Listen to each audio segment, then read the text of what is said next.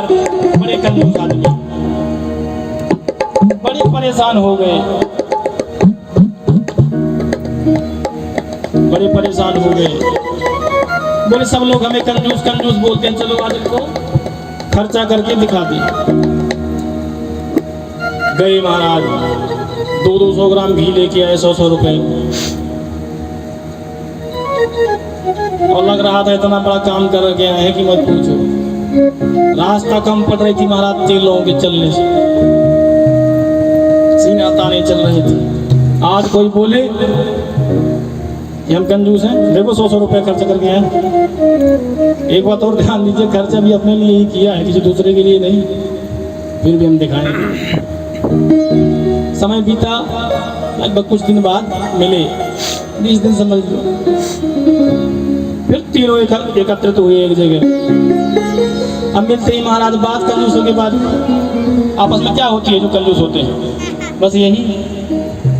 तुरंत पूछा एक से, अरे भैया और तो सब ठीक है, लेकिन ये बताओ कि जो घी जो खरीदा था उसका क्या हुआ? क्या हुआ का मतलब क्या, अभी तक चल रहा है?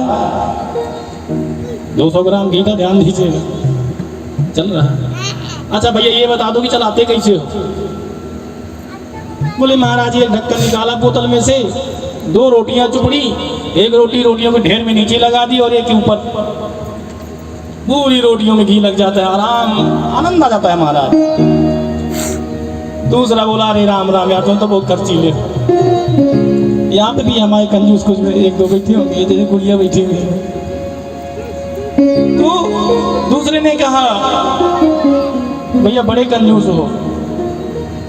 तो भैया अच्छा तुम बताओ तुम कैसे यूज करते हो?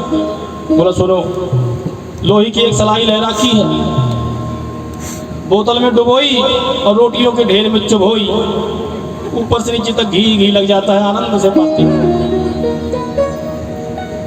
बोले जय हो यार तुम दोनों बड़े कंजूस हो। अच्छा तो तुम कैसे उपयोग करते हो?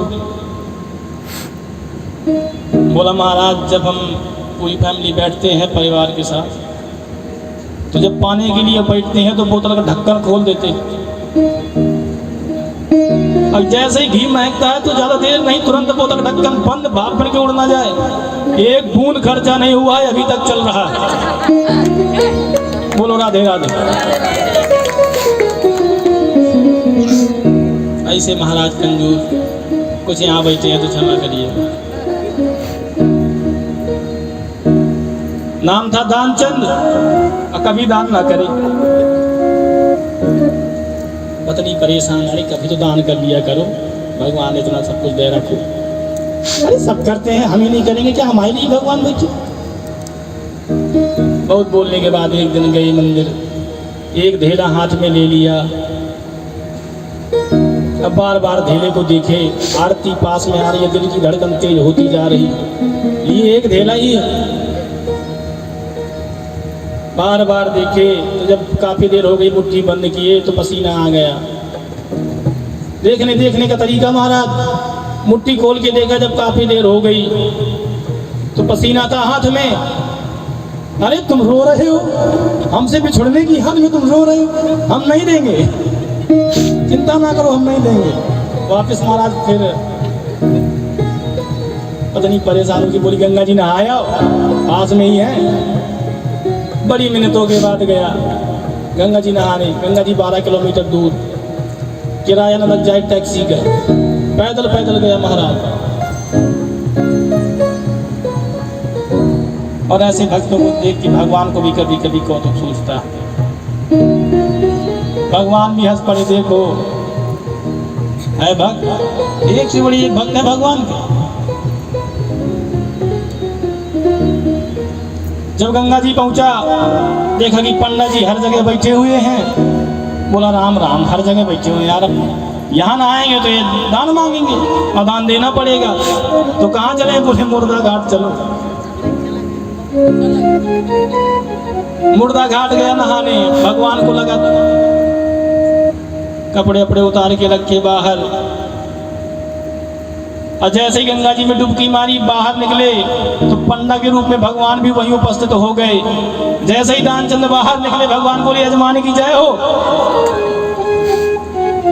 कांप गया, बोला यहाँ भी आ गए। भगवान बोले संतोषी ब्राह्मण पड़े रहते हैं और तुम जैसा एक एक यजमान आ जाता है, एक एक साल की भैया व्यवस्था कर जाता है। बोलो राधे राधे। एक एक साल की, राम राम हमारे बस की ना, हम नहीं करें। चलो 6 महीने की, अरे हम 1 महीने की भी नहीं करेंगे, अरे चलो 7 दिन की सही।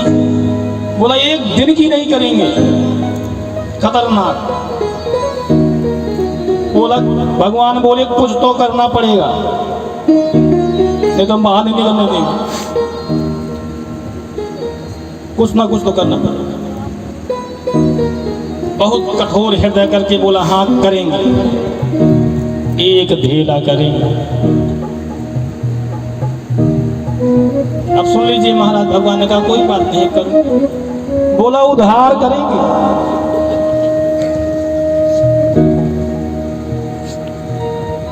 भगवान बोले करो तो सही।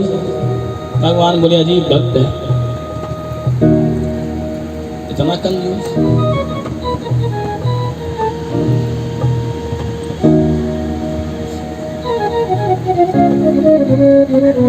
दान देके दानचंद घर आए, शाम हो गई, थक गया था, 12 किलोमीटर जाना 12 किलोमीटर आना। आके आराम जैसे ही करने लगा, अब भगवान के लिए क्या, भगवान पहुंच गए तुरंत घर ही। यजमान की जय हो।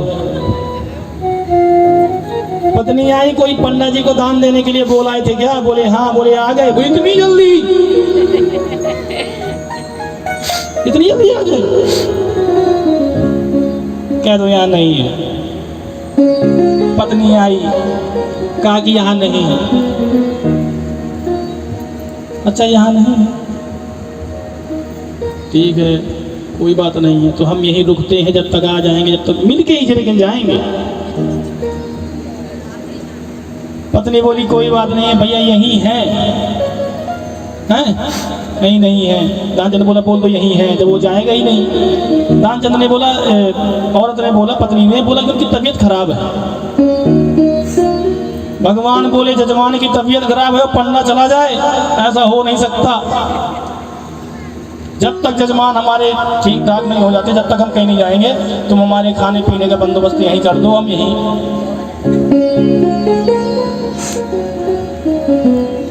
पत्नी गई, बोली काहे को नाटक कर रहे, दे दो एक दिन। वो कह रही यहीं रहेंगे, हम जाएंगे नहीं, हमारा बंदोबस्त करो। दानचंद बोला पत्नी से, बोलो चले गए। पत्नी बोली क्या बात कर रहे? बोले हाँ कह दो, निपट गए। पत्नी गई जी, वो तो चले गए। भगवान बोले यजमान चले गए, तुम औरत जात कहाँ? सबको बोलूंगा दे दबे हुए हमारे अमित रूप प्रगटे ते ही काला। भगवान ने पूरे गांव में अब रूप धर करके पूरे गांव को घोषणा कर दी, दानचंद नहीं रहे। अब सारे लोग आ गए, जितने भी गांव वाले थे, रोना चिल्लाना चालू, ठठरी पे बांध कर रखने लग गए। तब भी दानचंद ने आंख नहीं खोली। इतना कंजूस महाराज, बोला कर ले जो तुम्हें करना हुआ, हम नहीं देने। पत्नी रोए, अरे कहीं नहीं गए, यही है। लोग कहते हैं ये तो तुम्हारा माया मोह है, जाने वाला तो चला गया।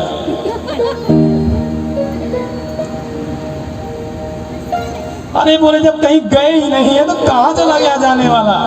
अरे बोला कोई बात नहीं, जाने वाला तो गया। अरे बोला नहीं गए। अरे बोला कोई बात नहीं, ठठरी पे बांध के ले गए महाराज, चिता पे रख दिया। भगवान बोले अजीब भक्त से पाला पड़ गया। बोलो राधे राधे। भगवान चुपचाप पास में गए, कान में बोले वैकुंठ से आए हैं तुम्हारे लिए, अब तुम मांग लो हमसे। दानचंद को विश्वास नहीं हो रहा है। हल्की सी एक आंख खोली और जैसे ही देखा वैसे ही पंडा के रूप में भगवान, फिर आंख बंद कर ली। बोले देखो, बोले मांग लो कुछ। हम नहीं तुमसे लेंगे, तुम वही मांग लो हमसे। तो दानचंद मांगता क्या है? धेला देव छोड़, मुझे कुछ नहीं चाहिए, जो